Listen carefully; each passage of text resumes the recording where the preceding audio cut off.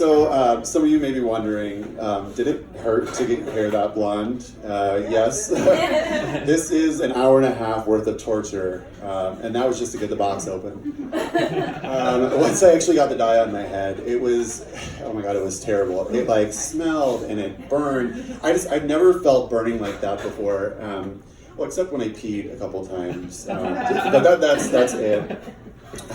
But speaking of burning, I actually just got back from Burning Man recently. I don't know if you guys have heard of it. Have you guys ever been on drugs in the desert? You should try it.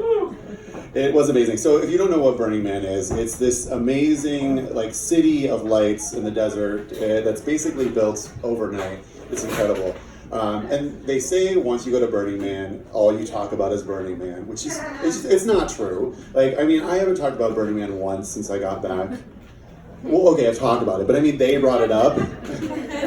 Okay, I brought it up, but I mean, you know, it's not like I brought out videos and pictures. Actually, can you guys roll that footage that I brought?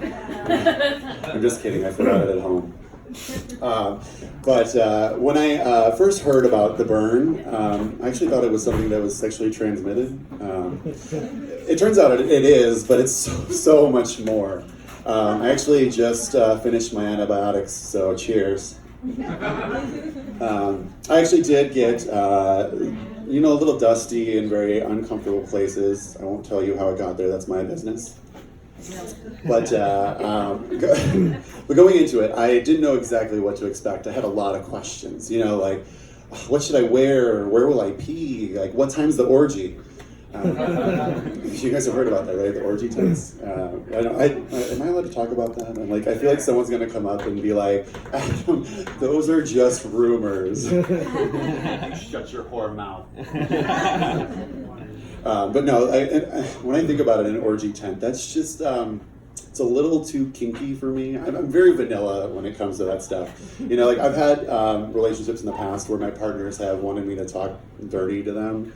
And then I do, and then they're like, actually, you know, quiet's okay too. Not really good at the dirty talk. It's either I giggle or I say something totally ridiculous.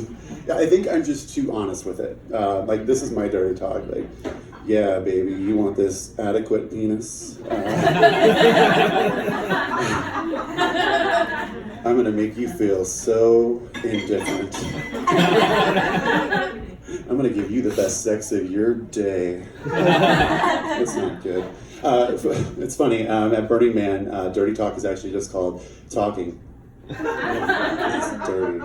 But I still had an amazing time there. You know, I did so much. I danced, I drank, I saw boobs. And when I say I saw boobs, I saw so many boobs, you guys. Like side boobs, pierced boobs, fake boobs, man boobs. So many boobs. And the amazing thing about Burning Man is that it's a gifting culture. So you bring things to gift to people in your community. And I had originally thought about doing a compliment booth, which is kind of cute, right? But then I remember that I'm not really great at the compliments. Like, for instance, I think I overanalyze things. Like, a girl came up to me while I was there, and she's like, do you like my hair? And it's Burning Man, so you have to clarify, you know, upstairs or downstairs. It turns out it didn't really matter. They both needed a bit of tidying. But I know, you know, and by the way, you don't have to worry about that with me. Downstairs, it's all hardwood.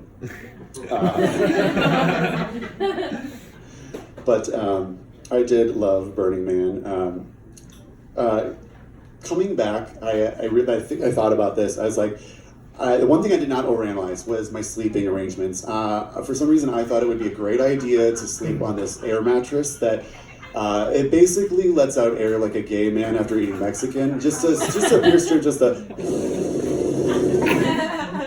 So after about 8 days of essentially sleeping on the ground, that in combination of riding my bike, 'cause you ride your bike everywhere, and all the dancing and the dancing, my body was so sore. But you know, I think I just really needed a good massage. By the way, can any of you recommend a good misogynist? I go to the same one. I don't know. I mean, there's so many different kinds you can get. You know, there's Swedish, Thai, deep tissue.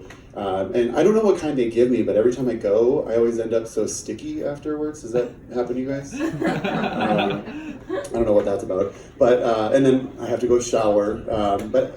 I don't know about you, but I hate that whole locker room shower situation. Like, the floors are disgusting. And you better have flip-flops, otherwise your feet are coming in contact with who knows what. Like, talk about staphylococcus. That's a staph infection. Sorry. But the guys are in there peeing. But I mean, that is understandable. The urinals are very inconvenient. They're like tens of feet away.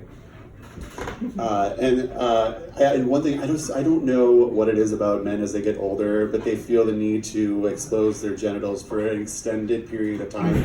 For me, it's just like, I get in, I do my business, and I get out. But these men are in there just like greeting people with it, like, hey, how you doing? Hey. It's like, I'm all right, thank you. I once, it's just dick out all day in there.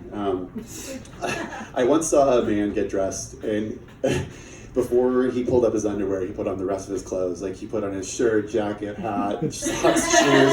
Then he finally pulled up his underwear. I'm like, that takes determination. You got to really want the world to see your stuff to do that. To pull that one. All right, guys, that is my time. Thank you so much.